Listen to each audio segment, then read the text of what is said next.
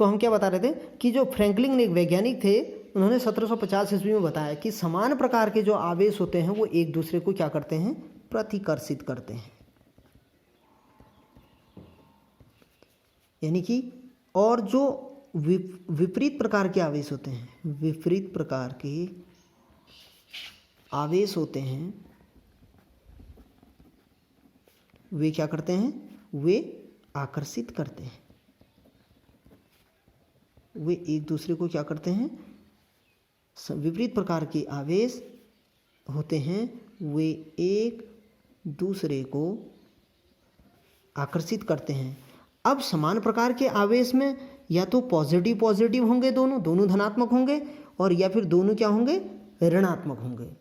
लेकिन प्रतिकर्षण, ये एक दूसरे को प्रतिकर्षण करेंगे। समान प्रकार के आवेश का कहने का मतलब है दोनों धनात्मक होंगे या तो, या दोनों ऋणात्मक होंगे। और विपरीत प्रकार, समान प्रकार लिख देता हूँ यहाँ पर, समान प्रकार। अब जो विपरीत प्रकार हैं वो या तो धन तथा ऋणावेश होंगे, और या क्या होंगे, ऋण तथा धनावेश होंगे। वो क्या करेंगे, एक दूसरे को आकर्षित करेंगे। ठीक हो गया।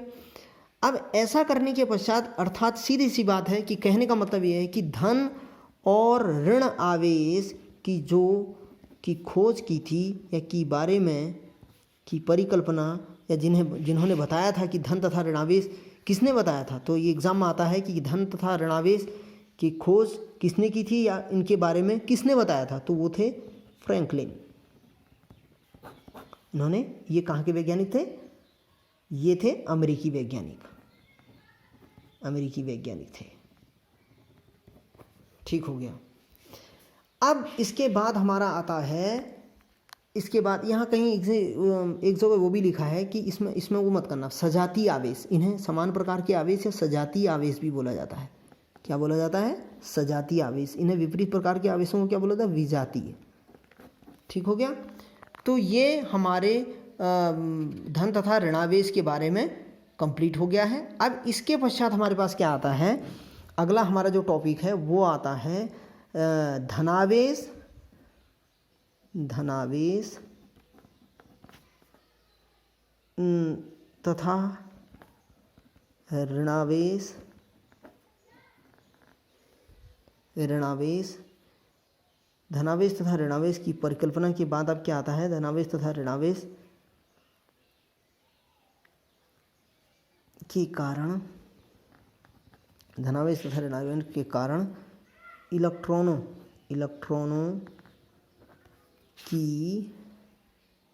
की अधिकता या कमी का पता, या कमी के बारे में। ठीक है। तो ये कैसे पता लगाएंगे कि किसी पदार्थ पर पॉजिटिव आवेश है या ऋणात्मक आवेश है, या धनावेश है या ऋणात्मक आवेश है, तो ये कैसे पता लगाएंगे, ये हम पता लगाएंगे, ये हमारे पास माना हमारे पास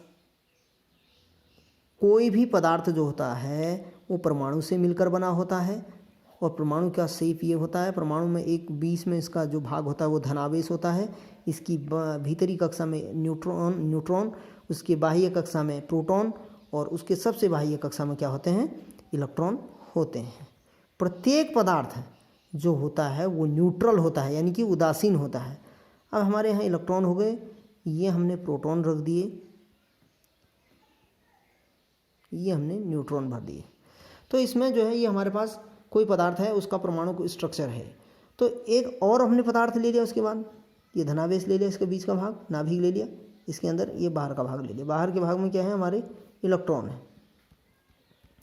मैंने आपको बताया कि कोई भी पदार्थ जो होता है वो इलेक्ट्रिकली, विद्युत रूप से नहीं, कोई भी पदार्थ जो होता है वो उदासीन होता है, विद्युत न्यूट्रल होता है। लेकिन जैसे ही मैं इसको एक दूसरे के माना, ये भी न्यूट्रल एटम है, ये भी न्यूट्रल एटम, दोनों उदासीन है। क्योंकि दोनों न्यूट्रल क्यों हैं, दोनों में धनात्मक, दोनों उदासीन क्यों हैं, दोनों में धनात्मक और ऋणात्मक इलेक्ट्रॉन, ऋणात्मक, दोनों में धनात्मक और ऋणात्मक आवेशों की संख्या क्या है, बराबर है। The number of proton and the number of electron is equal, यानी कि प्रोटॉनों की संख्या और न्यूट्रॉनों की संख्या क्या है, इक्वल है दोनों में, तब न्यूट्रल हुआ परमाणु। तो इससे मैं यहाँ से 2 इलेक्ट्रॉन दे देता हूँ, 2 इलेक्ट्रॉन दे देता हूँ, ठीक हो गया। तो इसके पास क्या होगी, कमी हो गई फिर, और इसके पास क्या हो गई, अधिकता हो गई फिर अब इलेक्ट्रॉनों की। तो इसके पास क्या होगी, इलेक्ट्रॉनों की अधिकता, इसके पास इलेक्ट्रॉनों की कमी। तो अंग्रेजी में इसे गेन कहते हैं, गेन्स अधिकता, इन्हें लॉस। यानी कि इसे जिनके पास इलेक्ट्रॉनों की कमी होगी उसे हम धनावेश से प्रदर्शित करते हैं, उसे हम धनावेश कहते हैं, धनावेश से प्रदर्शित करते हैं या फिर धनावेश कहते हैं।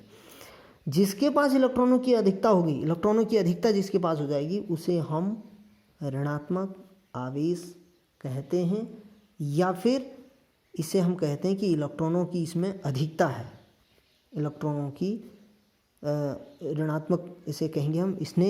इसने इलेक्ट्रॉन दिए तो ये पॉजिटिव हो गया यहाँ, क्योंकि इलेक्ट्रॉनों की कमी हो गई। अब इसने इलेक्ट्रॉन ग्रहण कर लिए तो इसके पास इलेक्ट्रॉनों की अधिकता होगी, तो इसने क्या किया, एक्सेप्ट ही किया अपनी ओर, क्या किया, ये ग्राही हो गया। फिर अब जो ग्रहण कर रहा है उसे अंग्रेजी में बोलते हैं एक्सेप्टर, और ये क्या हो गया, दाता हो गया फिर अब इसे डोनर। तो अर्थात धनावेश तथा ऋणावेश के कारण इलेक्ट्रॉनों की अधिकता और कमी के बारे में हम कैसे पता लगाएंगे। तो कोई भी परमाणु जो होता है वो उदासीन होता है, प्रत्येक पदार्थ जो होता है परमाणु से मिलकर बना होता है। उसकी बाहरी संख्या, बाहरी कक्ष में इलेक्ट्रॉन चक्कर लगाते हैं, भीतरी कक्ष में प्रोटॉन, उसके भीतरी कक्ष में न्यूट्रॉन। तो ये कोई भी परमाणु विद्युत रूप से उदासीन होता है। इसमें यदि वह इलेक्ट्रॉन दे रहा है दूसरे उसमें, तो इलेक्ट्रॉन दे रहा है तो दूसरे परमाणु में क्या होगा, इलेक्ट्रॉनों की संख्या बढ़ेगी। इलेक्ट्रॉनों की संख्या बढ़ेगी तो क्या होगा, उसमें इलेक्ट्रॉनों की अधिकता होगी तो वो क्या कर रहा है, एक्सेप्ट कर रहा है, ग्रहण कर रहा है। और ये क्या कर रहा है, इसमें से इसे लॉस हो रही है क्योंकि ये दे रहा है। तो जो देता है वो धनात्मकता और जो ले रहा है वो ऋणात्मकता से प्रदर्शित होता है। यानी कि किसी परमाणु में इलेक्ट्रॉनों की अधिकता से मतलब है कि उस पदार्थ पर ऋणावेश है, और किसी पदार्थ पर इलेक्ट्रॉनों की कमी का मतलब है उस पर धनात्मक आवेश है। यानी कि वो दाता कहलाता है और एक्सेप्ट करने वाला ग्राही कहलाता है, देने वाला दाता कहलाता है। ठीक हो गया, एक्सेप्टर और डोनर। अब इसमें अगला जो हमारा टॉपिक है वो आता है हमारे पास विद्युत आवेश का संरक्षण। विद्युत आवेश का संरक्षण, अंग्रेजी में इसे बोला जाता है, हम अंग्रेजी में इसे बोलते हैं कंजर्वेशन ऑफ इलेक्ट्रिक चार्ज। ठीक हो गया। अब विद्युत आवेश का संरक्षण का मतलब क्या होता है, किसी चीज़ को संरक्षण देना, प्रोत्साहन देना, उसे रखना, उसे कंजर्व करना। ठीक है, तो इसके लिए हम क्या ले लेते हैं, हमारे पास माना ये एक कोई बर्तन है, कोई जार है, चलो बर्तन नहीं कहा मैंने, जार है, ये दूसरा जार है। ठीक हो गया। इसमें 2 3 4 5 6 7 8 9 10 11 12 13 14 15 16 बॉल है माना। इसमें भी 1 2 3 4 5 6 7 8 9 10 11 12 13 14 15 16। इसमें भी 16 बॉल हैं, A B, 2 जार हैं, इन 2 जारों में बॉल रखे हुए हैं। ठीक है, तो विद्युत आवेश के संरक्षण को समझ रहे हैं हम। तो यदि मैं यहाँ से 2 बॉल उठा के यहाँ रख दूँ, 2 बॉल उठा के यहाँ से यहाँ रख दूँ, तो क्या होगा, यहाँ ज़्यादा हो जाएगी संख्या, फिर यहाँ कम हो जाएगी। लेकिन जो टोटल होगा, इन दोनों का टोटल होगा, इसका और इसका टोटल जो होगा वो क्या होगा, बराबर होगा। अरे यार एक चीज़ ये है, मैंने यहाँ से इलेक्ट्रॉन यहाँ दिए, ये यहाँ से यहाँ दिए, तो वो तो अलग चीज़ आ गई ना कि अधिकता या कमी की बात अलग है, वो बात छोड़ दी हमने। अब विद्युत आवेश के संरक्षण की बात कर रहे हैं हम। तो इसमें इलेक्ट्रॉन, इसमें ये बॉलों की संख्या 16 है, इसमें भी 16 है, दोनों न्यूट्रल है। न्यूट्रल क्या है, तो फिर इसमें क्या हो रहा है, अब मैं यहाँ से यहाँ 2 बॉल इधर दे रहा हूँ तो यहाँ 18 हो जाएंगे फिर।